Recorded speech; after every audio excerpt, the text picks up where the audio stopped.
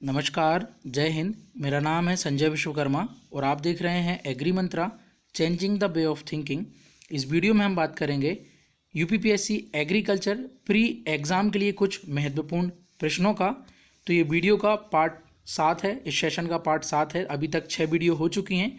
तो जिन्होंने भी पुरानी वीडियोज़ को नहीं देखा है तो चैनल की प्लेलिस्ट में जाके आप उन वीडियोज़ को देख सकते हैं। ये वीडियो काफ़ी इंपॉर्टेंट रहने वाली है आपके एग्ज़ाम के लिए, और साथ ही ये वीडियो आपकी हिंदी और इंग्लिश दोनों भाषाओं में रहेगी। आगे चलते हैं, जानते हैं क्या है इस वीडियो में खास। यहाँ पे हम टॉप 20 यानी 20 महत्वपूर्ण प्रश्नों का डिस्कशन करते हैं। साथ ही उनसे संबंधित कुछ अन्य पॉइंट्स का भी हम डिस्कशन करते हैं, जो कि आपके एग्जाम के पॉइंट ऑफ व्यू से काफ़ी महत्वपूर्ण रहने वाले हैं। फिर वीडियो के लास्ट में हम क्वेश्चन ऑफ द डे के बारे में डिस्कशन करते हैं। वो क्वेश्चन भी आपके एग्जाम के पॉइंट ऑफ व्यू से काफ़ी इंपॉर्टेंट रहता है। तो जल्दी से इस वीडियो की लिंक आप शेयर कर दीजिए, ज़्यादा से ज़्यादा लोगों को इस वीडियो के साथ जोड़िए। चलिए आगे बढ़ाते हैं इस सेशन को।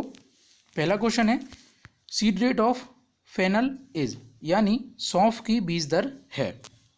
काफ़ी अच्छा क्वेश्चन है, काफ़ी इंपॉर्टेंट क्वेश्चन है, और इसका जो आंसर है वो है 10 से 12 kg पर हेक्टेयर। याद रखिएगा, सौंफ की जो बीज दर होती है वो होती है 10 से 12 kg प्रति हेक्टेयर। चलिए आगे चलते हैं। Question number 2, most serious insect या पेस्ट ऑफ वीट इज, यानी गेहूं का सबसे खतरनाक कीट या पतंगा है। ये भी काफ़ी अच्छा क्वेश्चन है, इंपॉर्टेंट क्वेश्चन है, और इस क्वेश्चन का जो आंसर है वो है termite.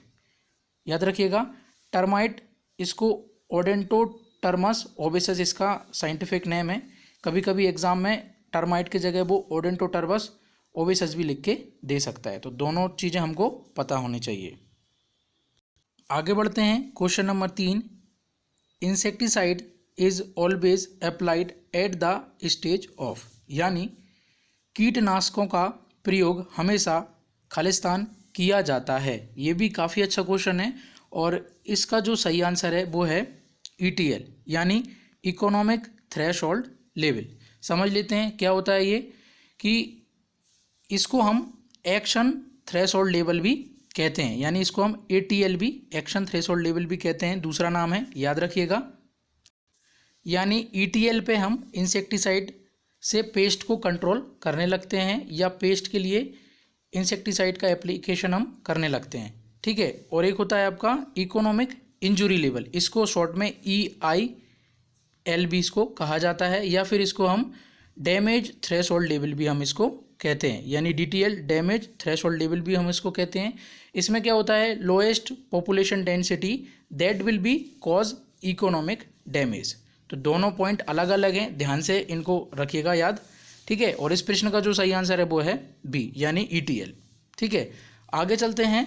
Question number 4, what is the India's rank in terms of area under organic farming. काफ़ी अच्छा क्वेश्चन है, काफ़ी इंपॉर्टेंट क्वेश्चन है। हिंदी में जाने, जैविक खेती में क्षेत्रफल के संदर्भ में भारत का कौन सा स्थान है, यानी जैविक खेती में विश्व में, ये वर्ल्ड वाइड बात कर रहा है, विश्व में भारत का कौन सा स्थान है क्षेत्रफल के हिसाब से। तो इसका जो आंसर है वो है 9th। याद रखिएगा, क्षेत्रफल के हिसाब से जैविक खेती में भारत का विश्व में 9वां स्थान है। काफ़ी अच्छा क्वेश्चन है, याद रखिएगा इसको। आगे चलते हैं। Question number 5, where is valley of flowers national park is located, यानी फूलों की घाटी राष्ट्रीय पार्क कहाँ पर स्थित है। ये भी काफ़ी अच्छा प्रश्न है, और इसका जो आंसर है वो है उत्तराखंड। याद रखिएगा, फूलों की घाटी राष्ट्रीय पार्क जो है उत्तराखंड राज्य में है। ये भी क्वेश्चन काफ़ी अच्छा है, इसको आपको याद रखना है। आगे चलते हैं। क्वेश्चन नंबर 6 पे, milk city of India is, यानी भारत का दुग्ध शहर या दूध शहर खालिस्तान को कहा जाता है।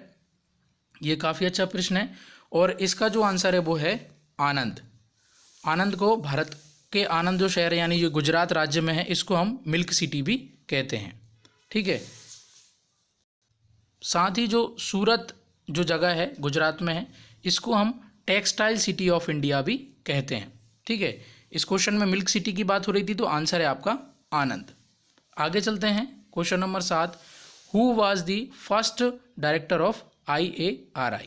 काफ़ी अच्छा क्वेश्चन है, यानी भारतीय कृषि अनुसंधान संस्थान के पहले डायरेक्टर थे। तो जान लेते हैं क्या है इसका आंसर। तो इसका जो आंसर है वो है डॉक्टर विश्वनाथन, ये इसका आंसर है। और जो डॉक्टर बीपी पाल थे ये फर्स्ट डीजी थे आईसीआर के, ये भी काफ़ी ज़्यादा पूछा जाता है, ये क्वेश्चन भी काफ़ी इंपॉर्टेंट है। और हबीबुल्ला जो थे ये फर्स्ट प्रेसिडेंट थे आईसीआर के, ठीक है।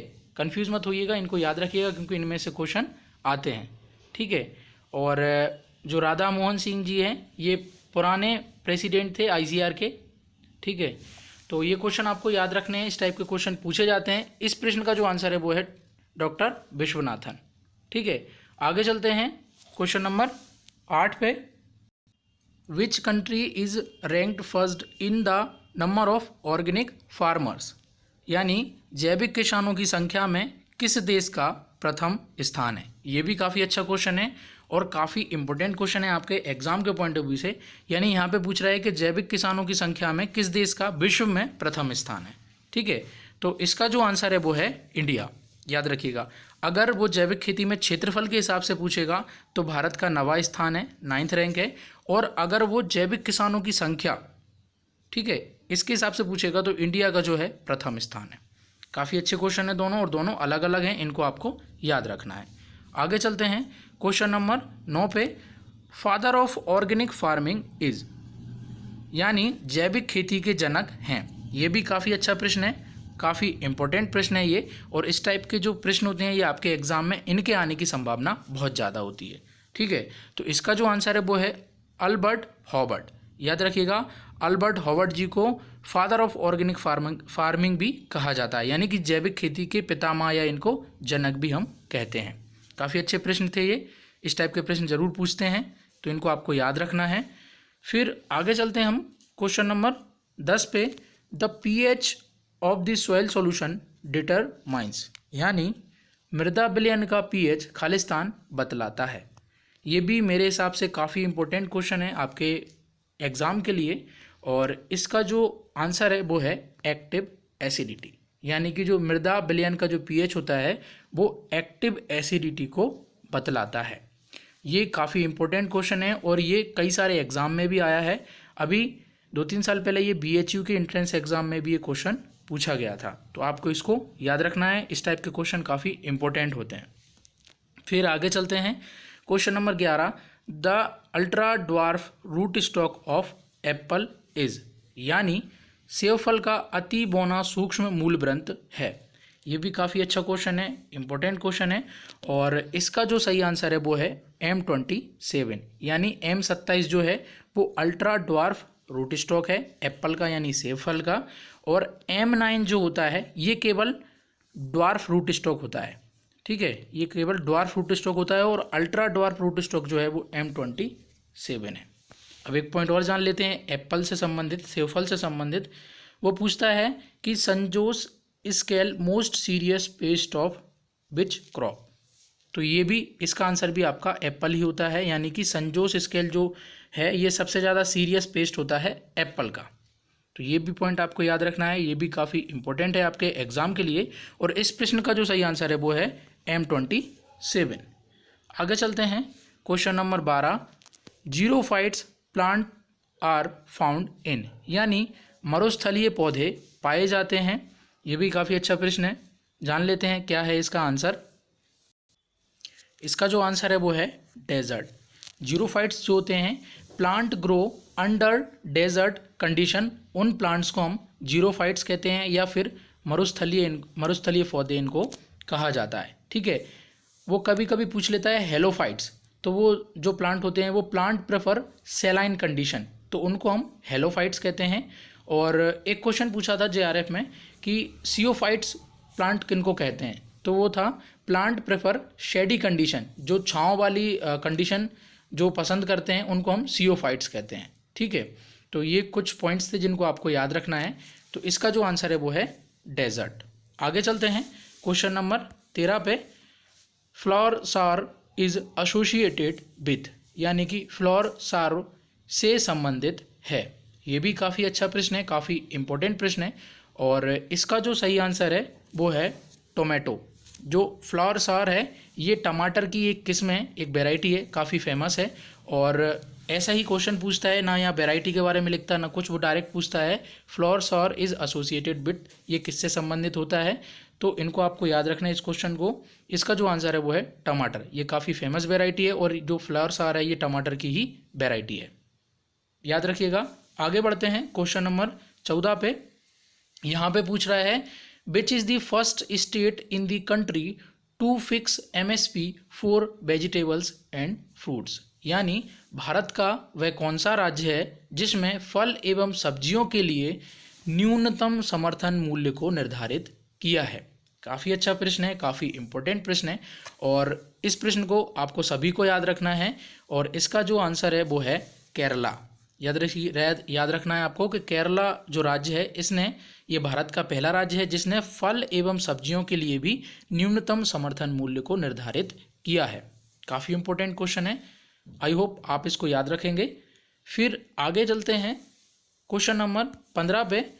Wilt disease of sugar cane was first time reported in India from, यानी भारत में गन्ना का बिल्ट रोग पहली बार कहाँ देखा गया था। ये भी काफ़ी इंपॉर्टेंट क्वेश्चन है और इसका जो सही आंसर है वो है बिहार। याद रखिएगा, जो गन्ने में जो बिल्ट समस्या होती है, जो बिल्ट रोग लगता है, वो पहली बार भारत में बिहार राज्य में देखा गया था। तो आपको इसको याद रखना है। ऐसे क्वेश्चनों की आने की संभावना ज़्यादा होती है और ये प्रश्न काफ़ी महत्वपूर्ण है। आगे चलते हैं क्वेश्चन नंबर 16 पे। यहाँ पे बात हो रही है क्वेश्चन नंबर 16 में कि ट्रांसपायरेशन इज मेजर्ड बाय, यानी ट्रांसपायरेशन किसके द्वारा मापा जाता है।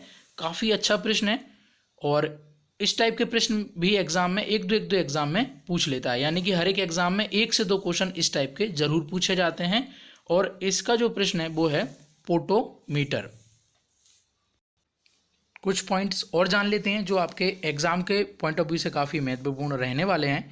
जैसे वो पूछ रहा है लाइसीमीटर, तो जो लाइसीमीटर होता है उससे एवापोर ट्रांसपायरेशन को हम मेज़र करते हैं, मापते हैं, ठीक है।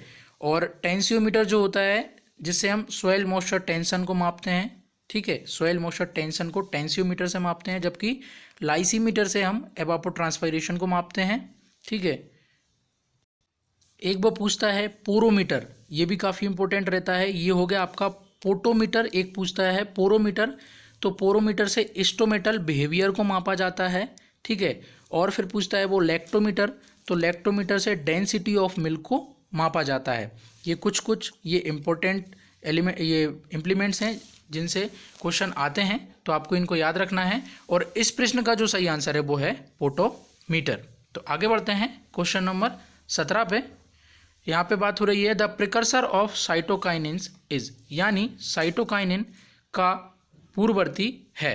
काफ़ी अच्छा प्रश्न है, काफ़ी इंपॉर्टेंट प्रश्न है और इसका जो आंसर है वो है आइसोपेंटेनाइल एडेनिन। याद रखिएगा, ये भी काफ़ी अच्छा क्वेश्चन है, इंपॉर्टेंट क्वेश्चन है। और आगे चलते हैं हम क्वेश्चन नंबर 18 पे। क्वेश्चन नंबर 18 है wealth of nations is written by, यानी वेल्थ ऑफ नेशन पुस्तक किसके द्वारा लिखी गई। ये भी काफ़ी अच्छा क्वेश्चन है, काफ़ी इंपॉर्टेंट क्वेश्चन है ये और कई सारे एग्जामों में इसको पूछा भी गया है। और इसका जो सही आंसर है वो है एडम स्मिथ। याद रखिएगा, एडम स्मिथ जी के द्वारा ये बुक को लिखा गया था और एडम स्मिथ जी को फादर ऑफ इकोनॉमिक्स भी कहा जाता है। ये पॉइंट्स भी आपको याद रखना है, फादर ऑफ इकोनॉमिक्स भी इन्हीं को कहते हैं, एडम स्मिथ को ही कहते हैं। और इन्होंने एक डेफिनेशन दी थी इकोनॉमिक्स की, वेल्थ डेफिनेशन दी थी, वेल्थ ऑफ इकोनॉमिक्स, वेल्थ की डेफिनेशन इन्हीं के द्वारा दी गई थी। वेल्थ की डेफिनेशन पूछता है तो भी इन्हीं के द्वारा ये दी गई थी और इन्होंने ये बुक लिखी थी wealth of nation, Adam Smith ने, ठीक है। और इनको फादर ऑफ इकोनॉमिक्स भी हम कहते हैं। तो ये सब पॉइंट्स को आपको याद रखना है। आगे चलते हैं question number 19। Panchayati Raj was first time started on 2 अक्टूबर 1959 इन, यानी पंचायती राज्य 2 अक्टूबर 1959 को पहली बार खालिस्तान से शुरू हुआ। ये भी काफ़ी इंपॉर्टेंट क्वेश्चन है, काफ़ी महत्वपूर्ण प्रश्न है और कई सारे एग्जामों में इसको पूछा गया है। आपके एग्जाम के पॉइंट ऑफ व्यू से भी ये प्रश्न काफ़ी इंपॉर्टेंट है। तो जानते हैं इसका क्या है आंसर। तो जो पंचायती राज्य है ये 2 अक्टूबर 1959 से शुरू हुआ था और ये राजस्थान में नागौर जो जगह है वहाँ से इसको स्टार्ट किया गया था। कभी कभी एग्जाम में ऐसे भी वो पूछ लेता है कि पंचायती राज्य भारत के किस राज्य से शुरू हुआ था, तो फिर वहाँ पे आंसर जो है राजस्थान चला जाता है। तो याद रखिएगा, डेट भी पूछ लेता है, डेट भी इंपॉर्टेंट है, ये जगह भी महत्वपूर्ण है, और आपका ये जो प्रदेश है, स्टेट है, ये भी इम्पोर्टेंट है। आगे चलते हैं क्वेश्चन नंबर 20 पे। High yielding variety programme was started in the year, यानी अधिक उत्पादन किस्म कार्यक्रम किस वर्ष में शुरू हुआ। ये इस प्रश्न में बात हो रही है और ये भी काफ़ी इंपॉर्टेंट प्रश्न है, और इसका जो आंसर है वो है 1966। ठीक है, इसको शॉर्ट में HYVP भी कहते हैं, HYVP प्रोग्राम, यानी कि हाई यील्डिंग वैरायटी प्रोग्राम भी इसको कहा जाता है, शॉर्ट में HYVP। ये 1966 के आसपास आया था। ठीक है, और इसका जो मेन उद्देश्य था कि जो खाद्यान्न वाली जो किस्में थीं या जो खाद्यान्न वाली जो फसलें थीं उनका अधिक से अधिक उत्पादन देश में करना था, यानी कि अनाज उत्पादन, खाद्यान्न उत्पादन में बढ़ावा लाना इस कार्यक्रम का मेन उद्देश्य था। ये प्रश्न पूछता है कि किस वर्ष में आया था, तो 1966 में आया था। शॉर्ट में भी आपको याद रखिएगा, इसको पूछ लेता है आपको FHYVP। ठीक है, तो ये थे कुछ इंपॉर्टेंट प्रश्न। अब हम बात करेंगे आज का प्रश्न यानी क्वेश्चन ऑफ द डे के बारे में। इससे पहले हम पुरानी वीडियो में एक प्रश्न पूछा गया था, तो उसके बारे में हम जरा चर्चा कर लेते हैं, उसका क्या है सही आंसर। आपसे पूछा था इक्रीसेट के बारे में आपसे पूछा गया था कि ये किस देश में स्थित है। काफ़ी अच्छा क्वेश्चन था ये भी, और इसका जो सही आंसर है, ये इक्रीसेट जो है भारत में ही है। ये अंतर्राष्ट्रीय स्तर का ये संस्थान है, रिसर्च इंस्टीट्यूट है। ये भारत में हैदराबाद नाम की जो जगह है, हैदराबाद में ये स्थित है। तो याद रखिएगा, इक्रीसेट जो है हैदराबाद में है, और अगर ओवरऑल पूछे तो किस देश में है, तो ये भारत में ही है। ये था प्रश्न। अब हम बात करेंगे आज के क्वेश्चन ऑफ द डे के बारे में। तो जान लेते हैं क्या है आज का क्वेश्चन, जिसका जवाब आपको कमेंट में बताना है। ठीक है, क्वेश्चन है VAM यानी वैम इज अ। वैम क्या है? वैम का जो पूरा नाम है वो है वेस्कुलर अर्वेस्कुलर माइकोराइजा, इसको कहते हैं। शॉर्ट में इसको VAM कहा जाता है। ये क्या है? बैक्टीरिया है, वायरस है, फंजाई है, या फिर अलगी है। इनमें से कोई एक सही आंसर है चार ऑप्शन में से, जिसका जवाब आपको कमेंट में बताना है। साथ ही कमेंट में ये भी ज़रूर बताइएगा कि ये वीडियो आपको कैसी लगी। अगर वीडियो अच्छी लगती है तो वीडियो को ज़्यादा से ज़्यादा लाइक करिएगा, साथ ही इस वीडियो की लिंक ज़्यादा से ज़्यादा शेयर करिएगा। वीडियो को पूरा देखने के लिए धन्यवाद। जय हिंद, जय भारत।